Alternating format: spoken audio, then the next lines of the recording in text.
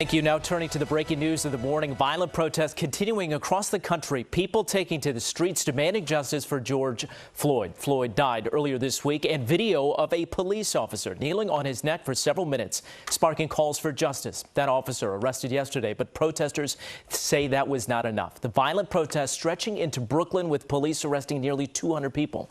Eyewitness News reporter Marcus Solis live in Clinton Hill this morning with the latest. Marcus. And Mike, this was one of the real flashpoints of that conflict, and you can see some of the damage here. It's become a point of curiosity in the neighborhood, with people coming by, taking pictures, looking at some of these vehicles that were damaged, the windshields blown out. That car that had been sitting outside the precinct with a boot on it, that was set on fire. And then another NYPD cruiser with its windows all blown out, vandalized, as anger spilled over.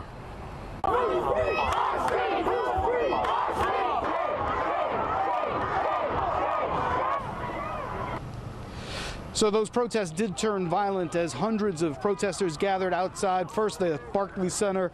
The bottles were thrown at officers. There was a police van that was set on fire, and some officers injured in the exchange. Police eventually did move in, make some arrests.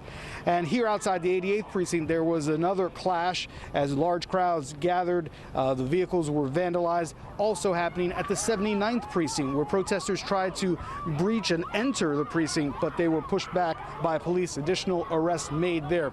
Now, earlier in the day, you'd be hard-pressed to find anyone who agrees with the violence, but some police and elected officials admitting they understand the outrage associated with George Floyd's death. That is something that no police officer anywhere in this country would condone. I get it. I've lived this, seen this from Rodney King forward.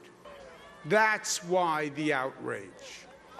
That's why the frustration and the anger. It is not about one situation. It's about the same situation happening again and again and again and again. Well, it is estimated that some 200 people arrested in New York City and Brooklyn last night. The exact number not yet known. A little bit later on this morning, the public advocate Jumanji Williams and other elected officials will be having a briefing outside the Barclays Center. We, of course, will bring you all the information on that.